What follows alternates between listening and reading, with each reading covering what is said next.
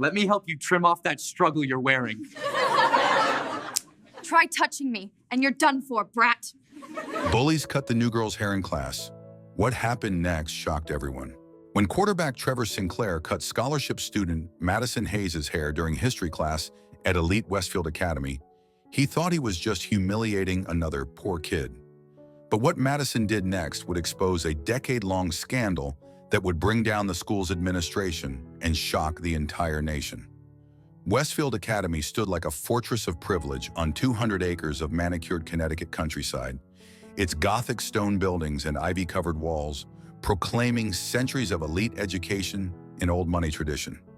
The hallways gleamed with polished marble floors that reflected oil paintings of distinguished alumni who had gone on to become senators, Supreme Court justices, and Fortune 500 CEOs.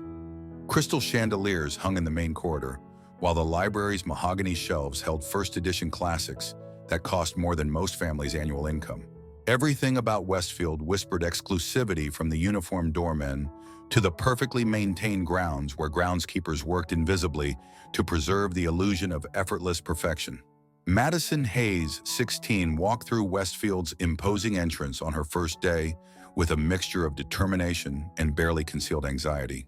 Her long auburn hair was braided simply down her back, and her uniform, while regulation, lacked the subtle designer touches that marked the other students as members of America's elite families.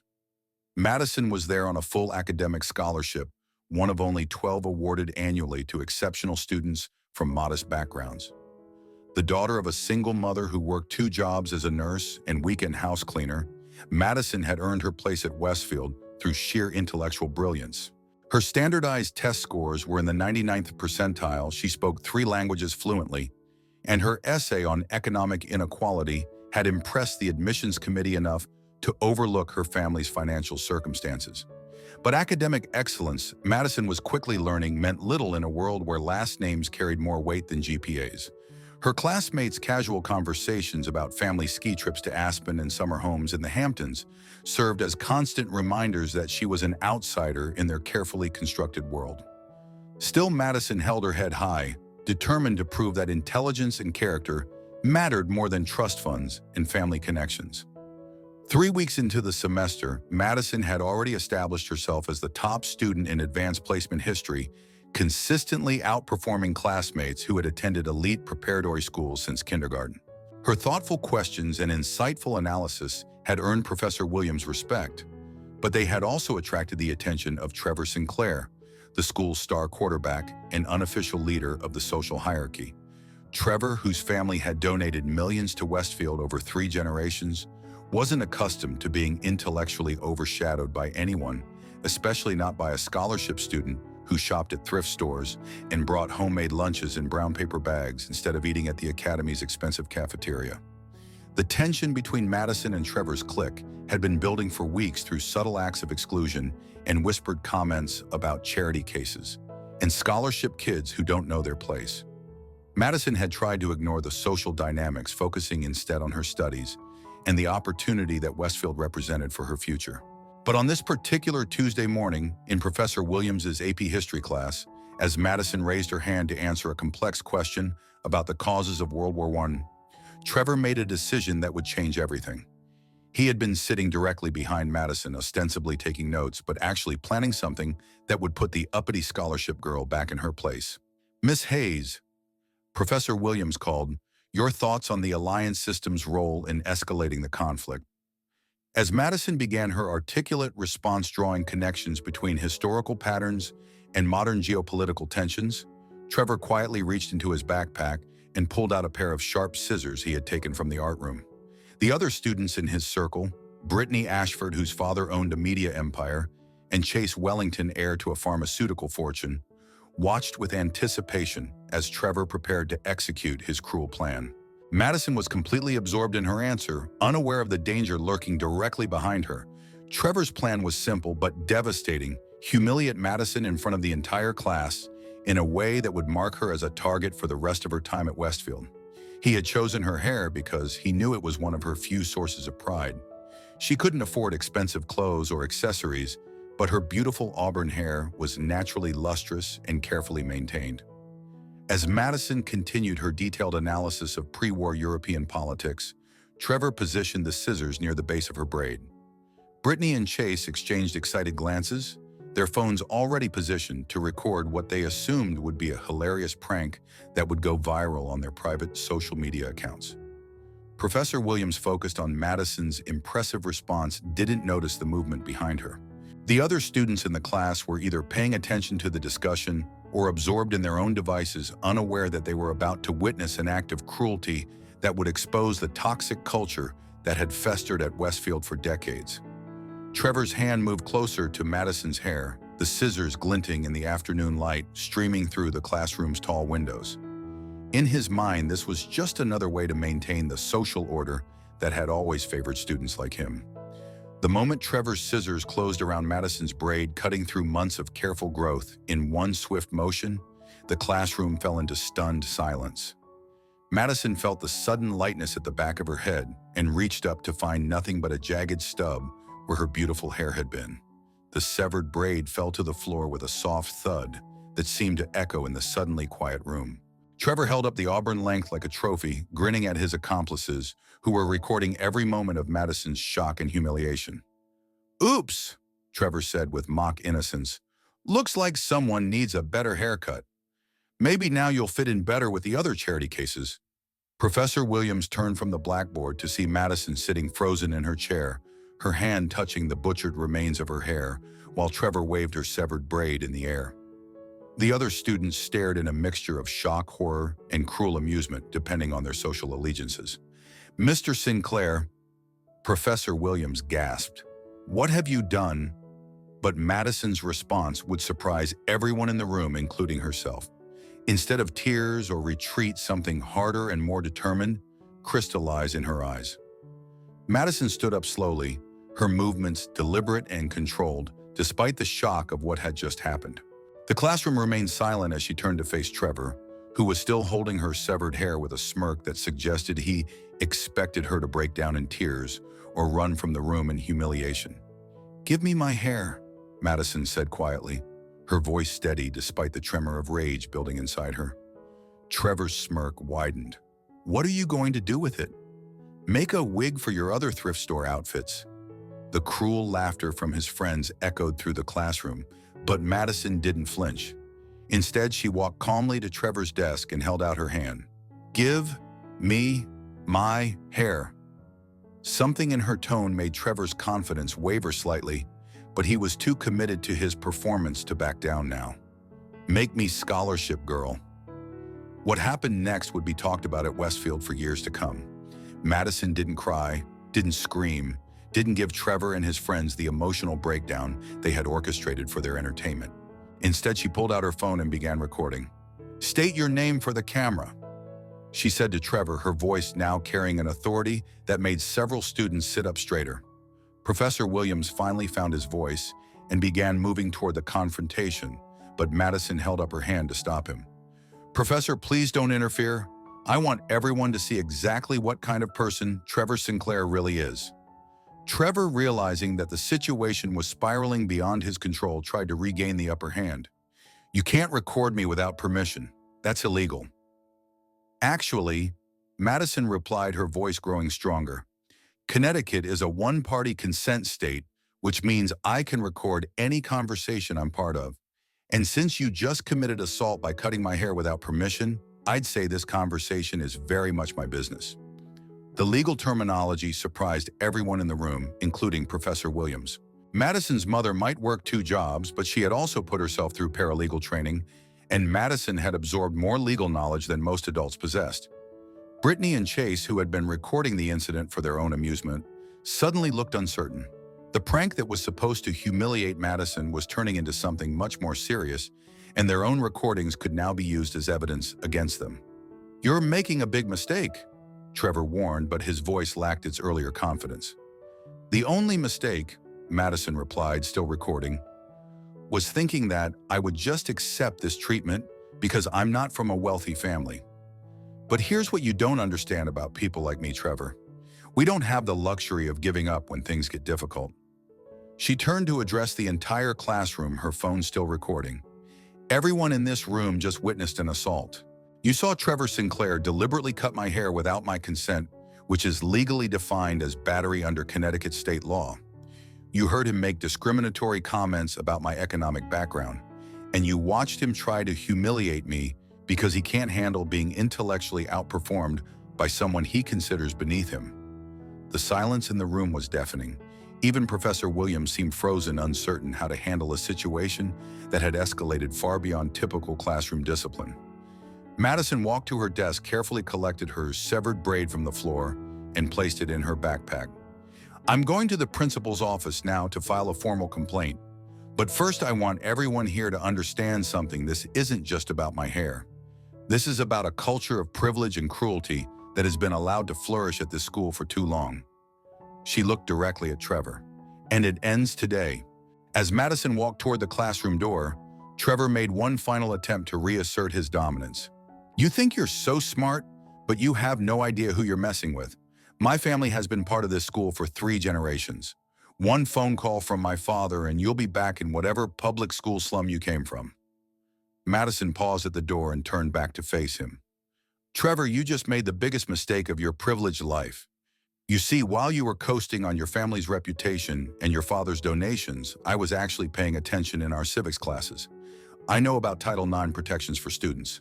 I know about civil rights laws that protect against discrimination based on economic status. And I know that everything you just said constitutes witness intimidation and retaliation. She held up her phone, which had captured every word. But most importantly, I know that bullies like you only have power as long as people are afraid to stand up to them. And I'm not afraid of you, your family, or this school's administration. As Madison left the classroom, she could hear the whispered conversations beginning behind her. Word of the confrontation would spread through Westfield's halls within minutes, but Madison was already 3 steps ahead, planning her next moves with the strategic thinking that had earned her the scholarship in the first place. Madison's meeting with Principal Harrison went exactly as she had expected and prepared for. The distinguished administrator, whose office walls were lined with photos of himself alongside wealthy donors and prominent alumni, listened to her account with the practiced expression of someone who had handled difficult situations before. Miss Hayes, Principal Harrison said, after reviewing the video evidence on Madison's phone, I understand you're upset about this incident, but boys will be boys. Mr. Sinclair was clearly just engaging in harmless teenage pranking. Perhaps we're making too much of what was essentially a childish joke. Madison had anticipated this response. Principal Harrison, are you officially stating that the school's position is that assault and battery constitute harmless pranking? The principal's expression tightened. Miss Hayes, I think you're being rather dramatic. No one was seriously injured, and I'm sure Mr. Sinclair didn't mean any real harm. I see, Madison replied, pulling out a second phone, her mother's old device that she had borrowed specifically for this meeting. So you're confirming that Westfield Academy's official policy is to dismiss criminal assault when it's committed by students from wealthy families? Principal Harrison realized too late that this conversation was also being recorded. Miss Hayes, you cannot record private meetings without permission. Actually, I can, Madison replied calmly. I informed you at the beginning of this meeting that I was recording for my own protection. You chose to continue the conversation. The principal's face flushed red as he realized he had walked directly into Madison's trap. What Principal Harrison didn't know was that Madison had spent the previous 3 weeks documenting every instance of discrimination and bullying she had witnessed at Westfield. Her mother's paralegal training had taught Madison the importance of building a comprehensive case, and she had been methodically gathering evidence since her second day at the school.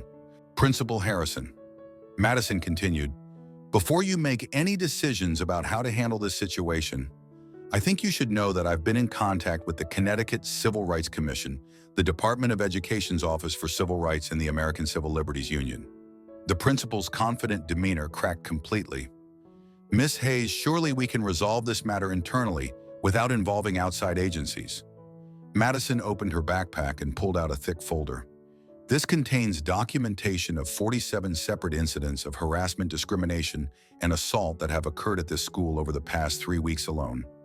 I have witness statements, photographs, video evidence, and recorded conversations. I also have financial records showing that the school has received federal funding, while systematically discriminating against students based on their economic background. She placed the folder on Principal Harrison's desk. The pattern is clear. Wealthy students are allowed to abuse scholarship students and other vulnerable populations with impunity, while the administration protects the perpetrators to maintain relationships with donor families. Principal Harrison's hands shook as he opened the folder and saw the extent of Madison's documentation. Names, dates, detailed accounts of incidents, and supporting evidence filled page after page. This wasn't the work of an angry teenager. This was a comprehensive legal case built by someone who understood exactly how institutional discrimination operated. When did you, the principal stammered. I'm very good at research, Principal Harrison. It's why I earned a scholarship to this school. But what I've discovered is that Westfield Academy has been violating federal civil rights laws for years, and you've been covering it up to protect your wealthy donors. The turning point came when Madison revealed her final piece of evidence, a recording of Trevor's father, Robert Sinclair, calling Principal Harrison the previous evening to handle the situation with the problematic scholarship student. Mr. Sinclair was very specific about the consequences the school would face if his son faced any disciplinary action. Madison said, playing the recording on her phone. He mentioned the family's substantial donations and suggested that my scholarship might need to be re-evaluated if I continued to cause trouble. Principal Harrison's face went white as he heard his own voice agreeing to take care of the problem and assuring Robert Sinclair that these scholarship students sometimes need to be reminded of their place. This recording documents conspiracy to violate my civil rights, witness intimidation, and corruption of the educational process, Madison explained. It also proves that this school has a systematic policy of protecting wealthy students while punishing their victims. She stood up and shouldered her backpack. I'm leaving now to meet with my attorney. You have until tomorrow morning to decide whether you want to handle this through internal disciplinary action or wait for the federal investigation that I'm requesting this afternoon. As Madison walked toward the door, Principal Harrison finally found his voice. Miss Hayes, wait. Perhaps we can discuss a reasonable resolution to this situation? Madison paused at the door. The time for discussion ended when you called my civil rights complaint dramatic, Principal Harrison. Some things can't be resolved with backroom deals and donor pressure. Justice is one of them. That evening, Madison sat at her family's small kitchen table with her mother, Elena Hayes, and civil rights attorney David Chen, who had agreed to take their case pro bono after reviewing Madison's meticulously documented evidence. The folder Madison had assembled was spread across the table, revealing the scope of institutional corruption at Westfield Academy. Madison, this is extraordinary work, Attorney Chen said, reviewing the documentation. You've built a stronger case than most law students could manage. The evidence of systematic discrimination is overwhelming. Elena Hayes looked at her daughter with a mixture of pride and concern. Sweetheart, are you sure you want to go through with this? These are powerful people who won't hesitate to retaliate. Madison touched the back of her head, where her hair was still jaggedly short from Trevor's attack. Mom, if I don't stand up to them, who will? How many other scholarship students have been bullied into silence? How many have left Westfield because they couldn't take the harassment? Attorney Chen nodded approvingly. Madison's right. This case isn't just about one incident. It's about exposing a pattern of institutional discrimination that has been protected by wealth and influence for years. The legal strategy was comprehensive file complaints with multiple federal agencies, pursue civil litigation, and use media attention to pressure the school into meaningful reform. Despite her outward confidence, Madison struggled with moments of doubt as the magnitude of what she was taking on became clear. The Sinclair family's wealth and influence extended far beyond Westfield Academy, and taking them on meant challenging an entire system of privilege that had operated unchecked for generations. What if I'm wrong? Madison asked her mother late that night. What if I'm just a scholarship kid who doesn't understand how things work in their world? Elena took her daughter's hands. Madison, you're not wrong about what happened to you. You're not wrong about the discrimination you've witnessed. And you're not wrong to demand justice. The fact that they want you to doubt yourself proves how important it is for you to keep fighting. Attorney Chen had warned them that the school would likely try to discredit Madison's character, question her motives, and use their resources to make the legal process as difficult as possible. But Madison's documentation was so thorough and her evidence so compelling that he was confident they would prevail. The federal investigation began within 48 hours of Madison's complaint as the Department of Education's Office for Civil Rights launched a comprehensive review of Westfield Academy's policies and practices. FBI agents arrived on campus to interview students and staff, while auditors examined the school's financial records and federal funding compliance. Principal Harrison called an emergency assembly, attempting to control the narrative by characterizing the investigation as a misunderstanding that would be quickly resolved. But Madison's evidence had already been shared with federal investigators, and the scope of the inquiry expanded rapidly as other students came forward with their own accounts of discrimination and abuse. "The school is trying to make this about one incident," Madison told the growing crowd of reporters gathered outside Westfield's gates. "But this is about a decade-long pattern of protecting wealthy students, while systematically abusing those from modest backgrounds. The evidence speaks for itself." Trevor Sinclair and his family hired a team of expensive lawyers, but their attempts to suppress Madison's evidence were unsuccessful. The recordings, videos, and documentation she had gathered were already in federal hands. The Sinclair family's counterattack was swift and vicious. Private investigators began following Madison and her mother, looking for any information that could be used to discredit them. Social media accounts controlled by Westfield students launched coordinated harassment campaigns, sharing Madison's personal information and encouraging others to target her family. "They're trying to intimidate us into backing down," Elena told Attorney Chen after discovering that someone had attempted to break into their apartment. "They want us to be afraid." But the intimidation tactics backfired when Madison documented each incident and added them to her growing case file. Every attempt to silence her became additional evidence of the retaliation and witness intimidation that federal investigators were already investigating. "They don't understand," Madison told a national news reporter who had picked up the story. "Every attack they make on me just proves my point about how this system operates. They can't help themselves. They have to try to destroy anyone who challenges their power." The breakthrough came when Madison's investigation uncovered financial records showing that Westfield Academy had been systematically misusing federal funds intended for low-income students. The school had been claiming government money for scholarship programs while using those funds to subsidize facilities and programs that primarily benefited wealthy students. "This is fraud on a massive scale," Attorney Chen announced at a press conference. "Westfield Academy has been stealing taxpayer money intended to help disadvantaged students while simultaneously discriminating against those same students." The financial evidence transformed Madison's civil rights case into a federal criminal investigation. The FBI expanded their inquiry to include wire fraud, mail fraud, and conspiracy charges against school administrators and board members who had participated in the scheme. Principal Harrison was arrested at his home, along with 3 other administrators and 2 board members. The school's federal funding was immediately suspended, and the Department of Education began proceedings to permanently bar Westfield from receiving government money. "Justice isn't just about holding individuals accountable," Madison told the crowd of supporters who had gathered outside the federal courthouse.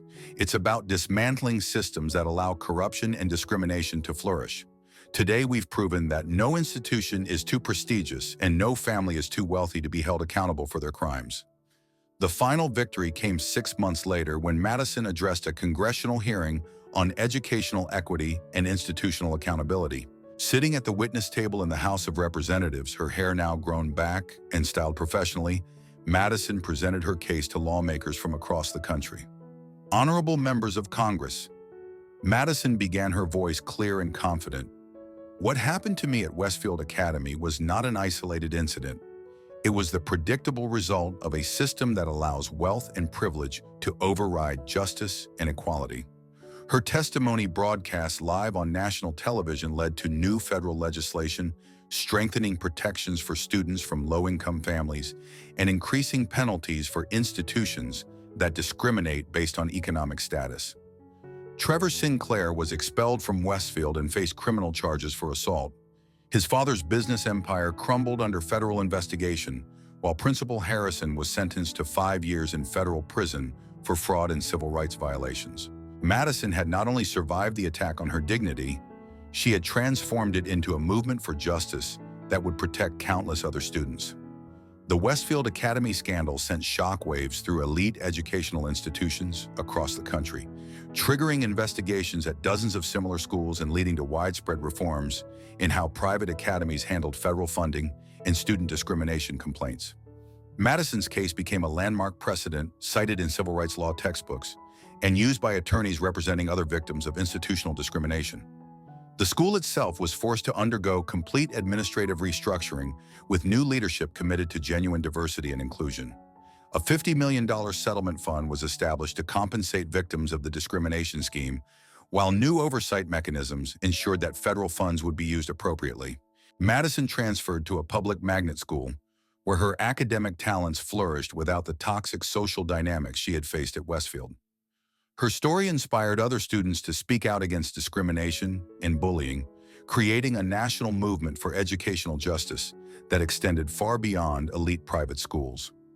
Trevor Sinclair's assault conviction followed him to college applications and job interviews, serving as a permanent reminder that actions have consequences regardless of family wealth or social status. Madison's advocacy work continued throughout high school and college as she became a nationally recognized voice for educational equity and student rights. She founded the Madison Hayes Foundation, which provided legal support and resources for students facing discrimination in educational settings. Her congressional testimony led to the passage of the Educational Equity and Accountability Act, which strengthened federal oversight of private schools receiving public funding and established new protections for students from low-income families. The legislation became known as Madison's Law and was credited with preventing discrimination against thousands of students nationwide. Madison graduated valedictorian from Harvard Law School and became a federal prosecutor specializing in civil rights cases. Her work led to the conviction of dozens of officials who had abused their positions to discriminate against vulnerable students.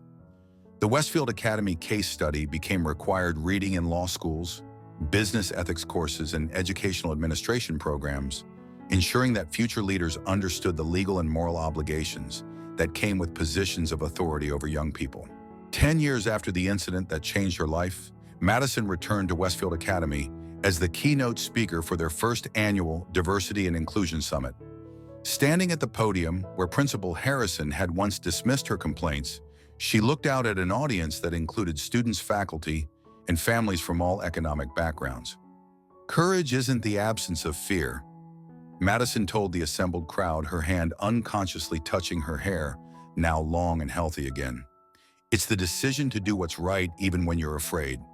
Every student in this room has the power to stand up for justice. The question is, will you use it? Sometimes the most powerful weapon against injustice is simply refusing to be silenced, and the most profound victory is ensuring that others never have to fight the same battle alone.